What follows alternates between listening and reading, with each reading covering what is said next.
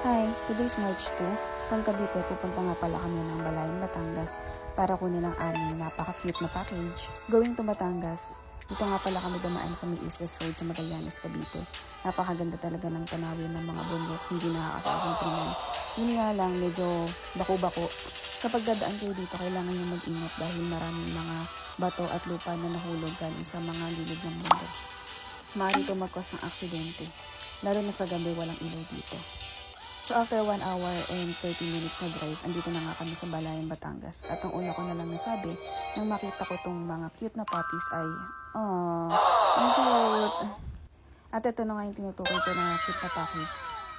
Isa nga lang ang kukunin ko dito pero inabot kami ng sobrang tagal pagdating sa pagdesisyon kasi talaga namang gusto ko silang iuwi pareho.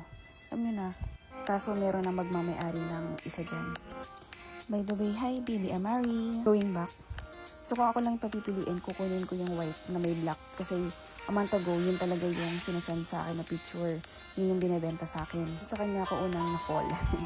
Pero dahil nga dalawa ang dala nilang puppy today, biglang nagbago yung isip ko. And also kinonsider ko rin yung preference ng mama at papa ko at ng pamangkin ko kung alin ba sa dalawa yung gusto nila. Dahil sa totoo lang, sila talaga yung mag-aalaga niyan dahil nag-work ako from Monday to Saturday.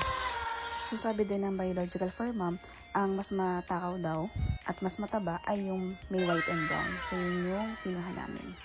Next stop over muna kami sa Tagaytay at dahil nagutom kami. And also, pinakain na rin namin si Snowy. At ayun na nga, talaga namang napakalakas nga pala niyang kumain. At tuwan-tuwa si mama ko. 2 beses nga pala namin ni-refill yung pagkain niya kasi talagang hindi siya mapakali. Gutom na gutom talaga siya. At nakauwi na nga pala kami sa bahay ng parents ko at kita nyo naman nagulat yung pamangkin ko. Sila din pala yung main reason kung bakit ako nag-decide na kunin si Snowy. Gusto ko rin silang magkaroon ng other activity kasi pag nasa bahay sila, most of the time nagsiselfone lang din sila. So ayan, meron na silang aalagaan, meron silang mga kalaro.